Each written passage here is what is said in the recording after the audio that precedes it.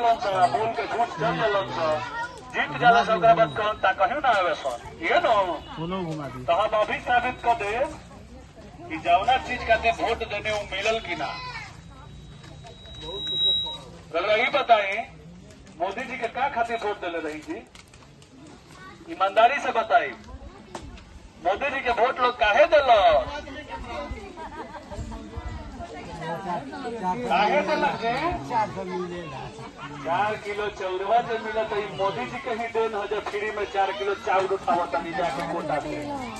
5 kilo मिलेगा बाकी 1 kilo dealer चोरा के 4 किलो रुपए के देता रहे सो तब वोट देनी चाउर पे तो चाउर मिला था कि ना मिलते न बा। अब देखिए नीतीश कुमार जी लालू जी के सरकार गठबंधन जाति के नाम हटा सर तो जात के नाम पे रहुआ वोट दे दी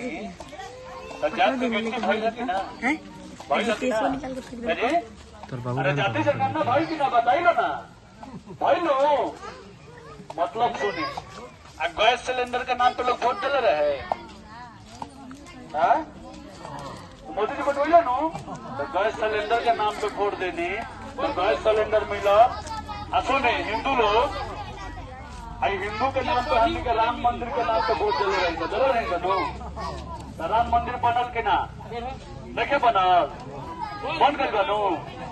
तो ई बताई जवन बात पर अगर वोट दे दी तो काम भइल नो तो ये गारंटी बाने के चाहे नो कि हम अगर शिक्षा के नाम पे वोट दे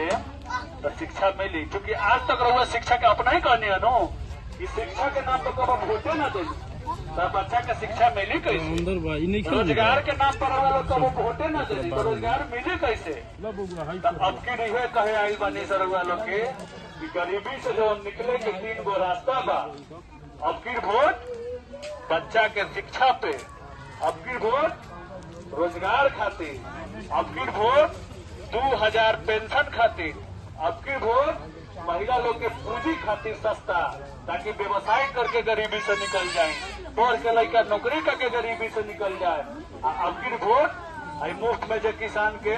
मजदूर मिली वो खातिर ताकि खेती करके भी गरीबी से निकल जाए। तो इतने बात हमने के समझाने आई बनी सर अभी वोट नहीं से मांगत लेकिन चुनाव आई तो वोट कोई नेता के बेटा खातिर ना। लालू यादव जी देखिए कितना बढ़िया बाप बारे, कितना सुंदर वो अपन बेटा खातिर कितना चिंता करत रहे कि हमार बेटा नौवा फेल बा बाकी ओकरा के बिहार के राजा बनावे खातिर लोग से कहता नहीं कि अब किस तेजस्वी यादव के सीएम बना दिया और अपना बच्चा के बारे में चिंता नहीं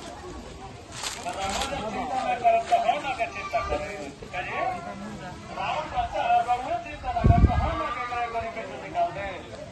सबसे पहले रहुआ खुद अपना बच्चा खातिर चिंता करे के पड़ी तो गरीबी से निकले के